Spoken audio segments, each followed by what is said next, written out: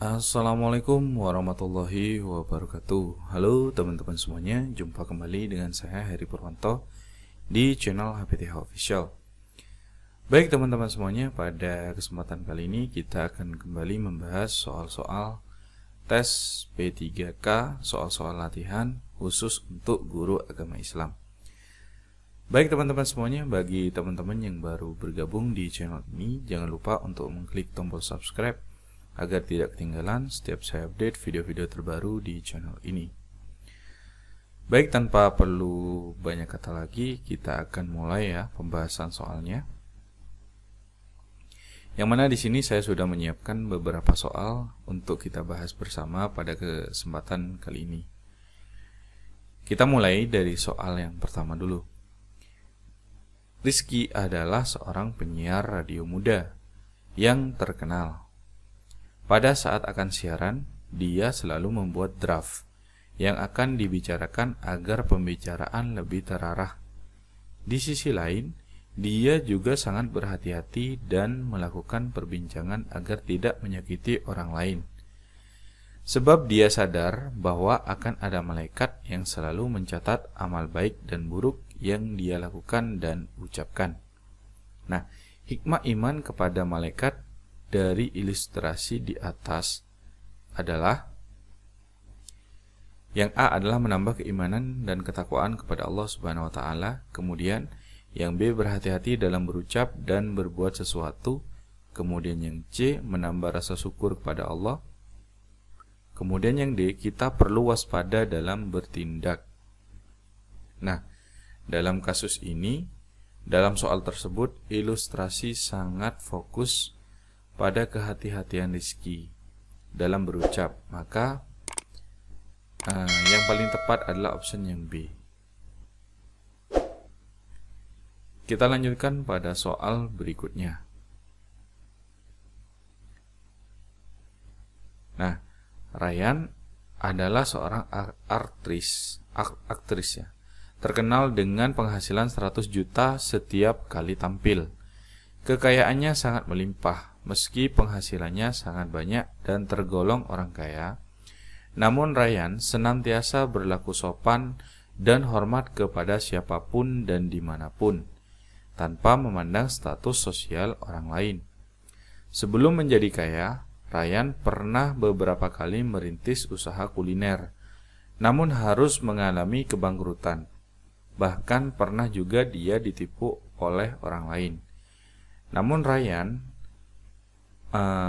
pantang menyerah. Dia tetap gigih dalam meniti karir hingga sukses seperti saat ini. Hikmah beriman pada qada dan qadar dari ilustrasi di atas adalah yang A mempunyai ketabahan dan keberanian dalam setiap usaha serta tidak takut menghadapi risiko karena ia yakin bahwa semua itu tidak terlepas dari takdir Allah Subhanahu wa taala. Yang B menjauhkan diri dari sifat sombong dan putus asa. Kemudian yang C dapat membangkitkan semangat dalam bekerja dan berusaha, serta memberikan dorongan untuk memperoleh kehidupan yang layak di dunia ini. Kemudian yang D selalu merasa rela menerima setiap yang terjadi pada dirinya karena ia mengerti bahwa semua berasal dari Allah Subhanahu wa taala. Nah, pada ilustrasi fokus pada kasus Ryan adalah sikap rendah hati dan tidak sombong yang ditunjukkan Ryan untuk selalu menghormati orang lain dan sikap pantang menyerah. Jadi, option yang tepat untuk jawaban dari soal ini adalah yang B. Mungkin ada tambahan dari teman-teman, boleh silakan ditambahkan ya di kolom komentar. Baik, kita lanjutkan. Batas minimal harta kekayaan yang wajib dikeluarkan zakatnya disebut yang A qadar, yang B nisab, yang C hol, yang D rikas. Coba kita lihat yang qadar. Qadar adalah persentase besarnya zakat yang harus dikeluarkan. Kemudian yang kedua ada haul. Haul adalah waktu atau masa yang diisyaratkan untuk mengeluarkan zakat. Kemudian yang ketiga ada rikas. Rikas adalah barang temuan. Jadi option yang tepat untuk menjawab soal nomor 4 ini adalah yang B. Kita lanjutkan pada soal berikutnya, yaitu soal nomor 5. Waktu atau masa yang diisyaratkan untuk mengeluarkan zakat disebut yang qadar, nisab, haul, rikas. Kita lihat yang qadar. Qadar adalah persentase besarnya zakat yang harus dikeluarkan. Kemudian hisab. Hisab adalah batas minimal harta kekayaan yang wajib dikeluarkan zakatnya. Kemudian yang ketiga ada rikas. Rikas adalah barang temuan. Jadi jawaban yang tepat untuk mengisi soal nomor 5 ini adalah yang C, itu haul.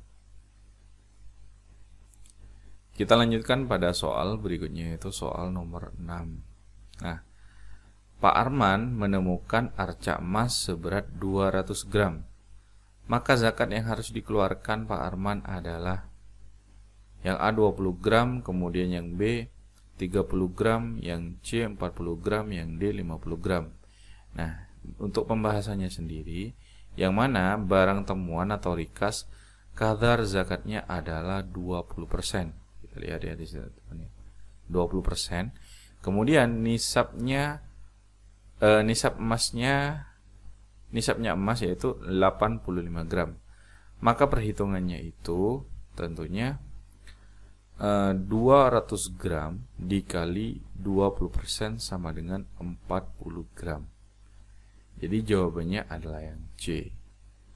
Mungkin ada tambahan dari teman-teman, boleh ya, silahkan ditambahkan di kolom komentar ya. Kita sharing, kita bisa membahas soal di situ seperti biasa. Lanjut pada soal berikutnya, yaitu soal nomor 7. Nah, menyamakan sesuatu yang tidak memiliki nas hukum dengan sesuatu yang ada nas hukum berdasarkan kesamaan, ilat atau kemaslahatan yang diperhatikan syara, disebut yang A ijma, istihsan, qiyas, istihab. Nah, coba kita lihat yang pertama dulu, yaitu ijma. Ijma adalah kesepakatan dari umat Nabi Muhammad SAW mengenai suatu perkara atau persoalan yang berhubungan dengan persoalan agama. Kemudian yang kedua ada istihsan. Nah, istihsan adalah kecenderungan seseorang pada sesuatu karena menganggapnya lebih baik dan tidak bisa bersifat lahiriah ataupun maknawiyah. Kemudian yang ketiga ada istihab, yang mana adalah menetapkan hukum yang ada pada masa lalu hingga ada dalil yang merubahnya. Jadi untuk nomor 7 ini option pilihannya adalah yang C. Kita lanjutkan pada soal berikutnya, yaitu soal nomor 8. Pak Mamat menyimpan LPG dalam jumlah yang banyak di dalam gudang yang beliau miliki. Saat LPG mulai langka, Pak Mamat sengaja menjual barang yang telah ia simpan sebelumnya dengan harga yang tinggi. Dalam Islam, tindakan yang dilakukan oleh Pak Mamat termasuk yang A, riswah, yang B, ijarah, ikhtiar, tijarah. Nah, kita lihat ya di sini pengertian dari masing-masing. Yang pertama dari riswah dulu adalah pemberian komisi atau suap. Kemudian yang kedua itu ada ijarah. Ijarah adalah sewa menyewa. Kemudian yang ketiga ada ikhtiar, yaitu tindakan menimbun. Kemudian yang keempat itu ada tijarah. Tijarah adalah perdagangan. Yang mana di sini untuk kasus dari Pak Mamat ini ialah menyimpan LPG dalam jumlah yang banyak. Artinya dia Pak Mamat ini menimbun di dalam gudang. Jadi jawabannya dari soal nomor 8 ini adalah yang C, yaitu ikhtiar. Kita lanjutkan pada soal berikutnya, yaitu soal nomor 9. Nah, Pak Jono memiliki banyak uang. Ia meminjamkan uangnya 700 juta kepada Bapak Rudi sebagai modal usaha peternakan ayam. Dalam setiap keuntungan yang diperolehnya, keduanya sepakat akan mendapatkan hasil dengan perbandingan Pak Jono, Pak Rudi sama dengan 1:2. Nah, transaksi jual beli semacam ini dalam Islam disebut yang pertama, yang A, mudharabah, yang B, murabahah, yang C, salam, yang D, mukhabarah. Nah, coba kita lihat satu persatu dari arti dari masing-masing option ini. Yang pertama adalah yang mudharabah, adalah bentuk perjanjian kerjasama antara pemilik harta dengan pengelola harta. Kemudian yang B adalah murabahah, adalah perjanjian jual beli antara bank dengan nasabah. Nah, praktik transaksi yang memungkinkan bagi nasabah untuk menyelesaikan masalah finansial ketika kesulitan membeli suatu barang. Kemudian yang ketiga ada salam. Nah, salam adalah transaksi jual beli dengan cara menyebutkan sifat barang yang dipertanggungjawabkan dengan penyerahan barang yang ditunda, sedangkan pembayaran dilakukan pada saat transaksi. Kemudian ada mukhabarah. Nah, yaitu adalah sistem sewa tanah di mana penyewa harus memberikan bagian hasil sewaannya padahal hasil budidaya belum diketahui gagal atau tidak. Nah, dari kasusnya yang Pak Jono ini tentunya yang merupakan jawaban dari soal nomor 9 ini adalah yang A ya teman-teman. Yang mana di sini ada mudharabah, yaitu bentuk perjanjian kerjasama antara pemilik harta dengan pengelola harta. Jadi cukup sesuai dengan pertanyaan nomor 9 ini. Silakan mungkin ada tambahan dari teman-teman, boleh silakan ditambahkan di kolom komentar ya. Kita lanjutkan pada soal berikutnya, yaitu soal nomor 10. Nah, Andin dan Bejo adalah seorang pengrajin keramik. Mereka sepakat bisnis jual beli perlengkapan keramik. Baik Andin maupun Bejo memberi modal 50 juta. Dalam hal ini, modal dalam bentuk uang, kerjasama sesuai ilustrasi di atas tergolong. Yang A, syirkah al-inan, yang B, syirkah al-mudharabah, yang C, syirkah al-wujuh, yang D, syirkah al-abdan. Nah, coba kita lihat yang A dulu, syirkah al-inan, yaitu modal dan plus pekerjaan. Kemudian yang B, syirkah al-mudharabah, yaitu kerjasama antara pemilik modal dan pengelola keuntungan dibagi sesuai kesepakatan. Kemudian yang C, syirkah al-wujuh, kerjasama antara dua orang yang memiliki profesi sama. Kemudian yang D, syirkah al-abdan.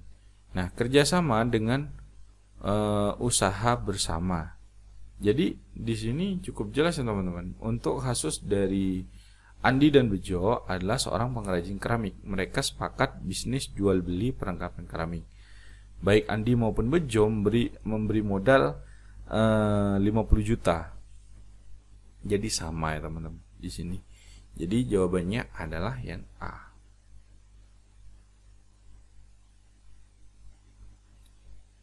Baik, kita lanjutkan pada soal berikutnya. Keharusan adanya catatan pernikahan merupakan reaktualisasi hukum Islam dalam bentuk yang A, formulatif, definitif, akumulatif, yang D, administratif. Tentunya jawabannya adalah yang D, yaitu administratif.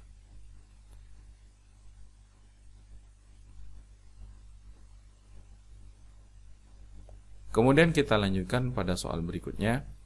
Nah, berikut ini adalah perempuan yang haram dinikahi karena hubungan nasab, kecuali yang A, ibu, yang B, cucu perempuan, yang C, bibi dari ayahnya, yang D, putri dari teman ayahnya.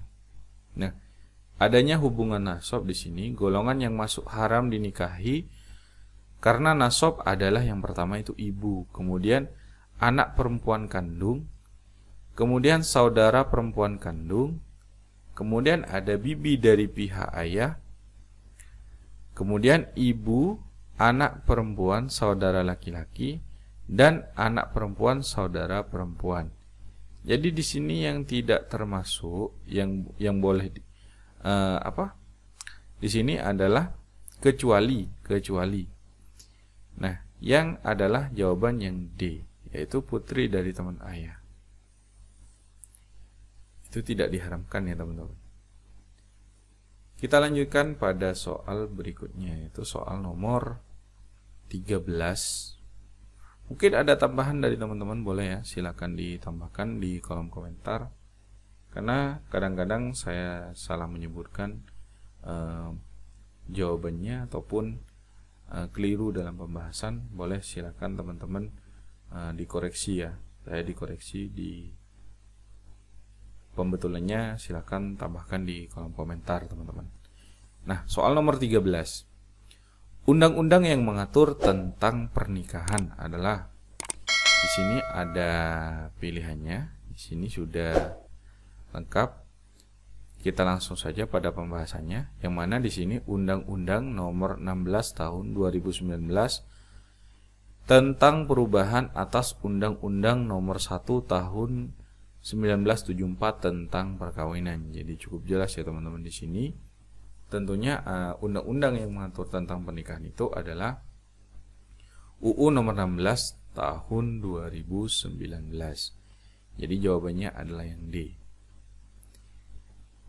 Lanjut pada soal berikutnya, soal nomor 14.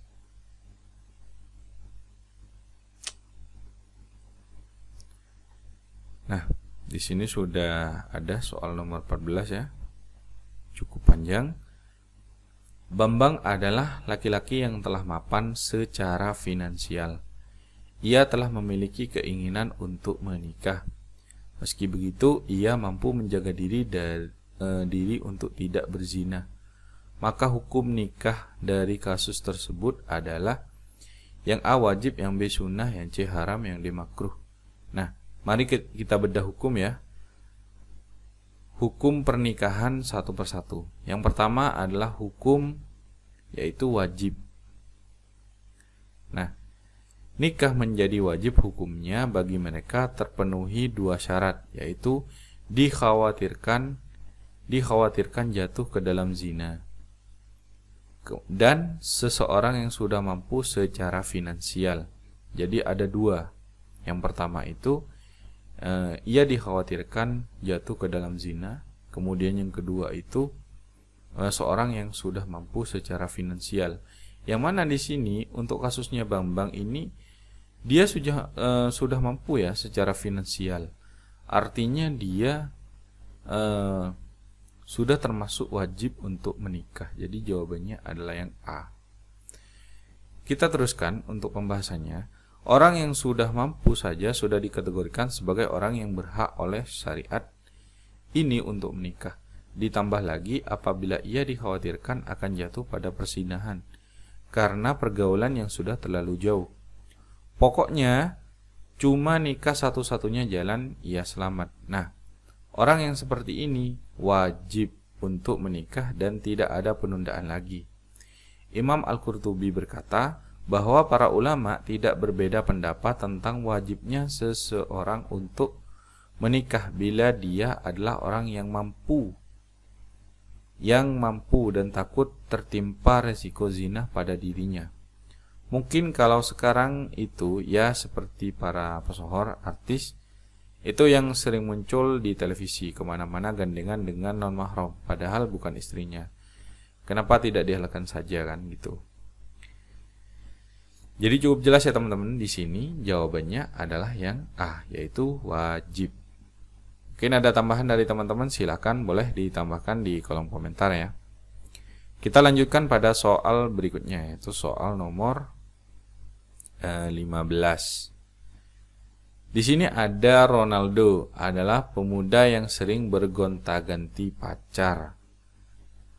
Sebab secara finansial ia telah mapan. Ia sadar bahwa ia telah memiliki keinginan untuk menikah di usianya yang telah mencapai 30 tahun.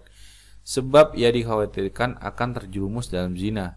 maka hukum nikah dari kasus Ronaldo tersebut adalah, wah ini kena dua-duanya ya teman-teman. Di sini coba kita lihat. Mari kita bedah hukum nikah satu persatu. Yang pertama kan wajib. Nah, nikah menjadi wajib hukumnya bagi mereka terpenuhi dua syarat, yaitu dikhawatirkan jatuh ke dalam zina. Yang ini juga termasuk teman-teman. Kemudian seseorang sudah mampu secara finansial. Nah, si Ronaldo ini secara finansial ia telah mapan. Jadi dia sudah mampu.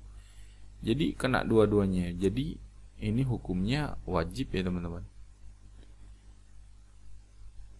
Nah, kita teruskan.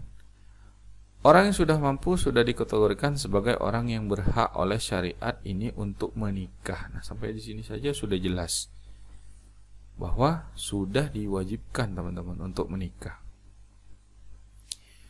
Kurang lebih penjelasannya sama seperti yang awal tadi teman-teman. Kita lanjutkan pada soal berikutnya untuk menghemat waktu ya teman-teman. Nah, damar adalah pemuda yang tidak memiliki pekerjaan dan enggan menikah. Ya, di sini isi damar ini adalah pemuda yang tidak memiliki pekerjaan dan enggan menikah karena tidak memiliki ketertarikan terhadap lawan jenis. Di sisi lain, ibu damar menghendaki agar anaknya segera menikah karena segera ingin menimang cucu. Dari kasus tersebut, apabila damar terpaksa menikah, maka hukumnya yang A wajib, yang B mubah, yang C sunnah, yang D haram. Nah, coba kita lihat di sini secara normal. Ada dua hal utama yang membuat seseorang menjadi haram untuk menikah. Yang pertama dulu, tidak mampu memberi nafkah. Di sini coba kita lihat ini, damar adalah pemuda yang tidak memiliki pekerjaan. Artinya dia tidak bisa memberi nafkah teman-teman kalau tidak mempunyai pekerjaan. Kemudian yang kedua, tidak mampu melakukan hubungan seksual. Yang mana di sini enggan menikah karena tidak memiliki ketertarikan terhadap lawan jenis. Tentunya kan tidak mampu melakukan hubungan seksual tentunya di sini teman-teman. Kecuali bila dia terus terang sebelumnya pada calon istrinya itu mengetahui dan menerima keadaannya. Nah, selain dua hal di atas masih ada lagi sebab-sebab tertentu yang mengharamkan untuk menikah. Misalnya wanita muslimah yang menikah dengan laki-laki yang berlain agama atau ateis, termasuk juga kalau dia ingin menikah dengan wanita yang telah bersuami, kemudian atau malah ingin menikahi wanita yang merupakan mahramnya, entah itu karena keturunan atau sesusuan. Jadi dari redaksi soal ini tentunya di sini adalah jawabannya yang D. Mungkin ada koreksi dari teman-teman, boleh silahkan dikoreksi ya teman-teman di kolom komentar. Kita lanjutkan pada soal berikutnya. Nah, pernikahan kontrak disebut juga dengan yang pertama ini nikah badal, kemudian nikah istibda, kemudian nikah syigar, kemudian nikah mut'ah. Nah, kawin kontrak dalam Islam dikenal dengan istilah nikah mut'ah atau muakkad, yang berarti perkawinan untuk waktu tertentu, atau munkati, yang berarti perkawinan yang terputus. Nah, nikah mut'ah pada awalnya pernah diperbolehkan oleh Rasulullah SAW pada saat pasukan perang dari kaum muslimin berperang di wilayah yang berada jauh dari istri dan keluarganya. Namun kemudian Rasulullah SAW melarang dan mengharamkannya sampai kiamat. Jadi pernikahan kontrak disebut juga dengan pernikahan nikah mut'ah ya teman-teman di sini. Kita lanjutkan pada soal berikutnya, yaitu soal nomor 18. Nah, menikahnya seorang laki-laki dengan seorang perempuan yang sudah ditalak 3 oleh suaminya. Lalu laki-laki tersebut mentalaknya, tujuannya agar perempuan tersebut dapat dinikahi kembali oleh suami sebelumnya, disebut nikah. tahlil, nikah istibda, nikah syigar, kemudian nikah mut'ah. Nah, kita lihat di sini nikah tahlil merupakan pernikahan yang terjadi antara seseorang laki-laki dengan seorang perempuan yang telah ditalak 3 oleh suaminya dengan tujuan agar perempuan tersebut dapat dipernikahkan kembali dengan mantan suaminya setelah suami kedua menceraikannya dan sudah menjalani masa iddahnya. Jadi jawabannya adalah yang A. Baik, kita lanjutkan pada soal berikutnya. Mungkin ada tambahan, boleh silakan ditambahkan ya teman-teman. Nah, dalam pernikahan tahlil, seorang laki-laki yang menikahi seorang perempuan atas suruhan suami sebelumnya yang telah mentalaknya 3 kali disebut yang A, muhallalalahu, yang B, furudul muqaddara'ah, yang C, muhallil, yang D, zawil furud. Nah, coba kita lihat di sini. Nikah muhallil adalah nikah yang dilakukan untuk menghalalkan orang yang telah melakukan talak 3 untuk segera kembali kepada istrinya dengan nikah baru. Apabila seseorang telah menceraikan istrinya sampai 3 kali, baik dalam satu masa atau berbeda masa, maka suami tidak boleh lagi kawin dengan bekas istrinya, kecuali istrinya itu telah menikah dengan laki-laki lain, kemudian bercerai dan habis masa iddahnya. Yang dimaksud menikah dengan laki-laki lain bukan hanya sekedar melakukan akad nikah, tetapi telah melakukan hubungan intim ya, hubungan kelamin sebagaimana layaknya kehidupan suami istri pada umumnya. Kemudian menceraikannya dengan sebenarnya sehingga suami pertama dapat menikah lagi dengan mantan istrinya. Jadi ini disebut dengan nikah muhallil. Jadi jawabannya adalah yang C. Baik, kita lanjutkan pada soal berikutnya. Nah, di sini batas minimum usia pernikahan menurut undang-undang yang terbaru adalah 16 tahun, 17 tahun, 18 tahun, 19 tahun. Nah, berdasarkan aturan Undang-Undang Nomor 16 Tahun 2019 atas perubahan Undang-Undang Nomor 1 Tahun 1974 tentang perkawinan di Indonesia, syarat nikah KUA adalah minimal usia 19 tahun. Syarat pertama, umurnya sudah 19 tahun, baik itu calon pria ataupun wanitanya. Jadi jawabannya adalah yang D. Mungkin ada tambahan dari teman-teman, silahkan boleh ya ditambahkan di kolom komentar. Kita bisa sharing di situ seperti biasa. Baik teman-teman, mungkin hanya itu saja yang bisa saya sampaikan pada kesempatan kali ini, di video kali ini. Dan bagi teman-teman yang baru bergabung di channel ini atau baru menemukan channel ini, jangan lupa untuk mengklik tombol subscribe agar tidak ketinggalan setiap saya update video-video terbaru di channel ini. Mungkin hanya itu saja teman-teman dari saya pada kesempatan kali ini. Kurang lebihnya saya mohon maaf. Akhir kata, wabillahi taufiq wal hidayah. Wassalamualaikum warahmatullahi wabarakatuh. Sampai jumpa kembali di konten saya selanjutnya. Bye-bye.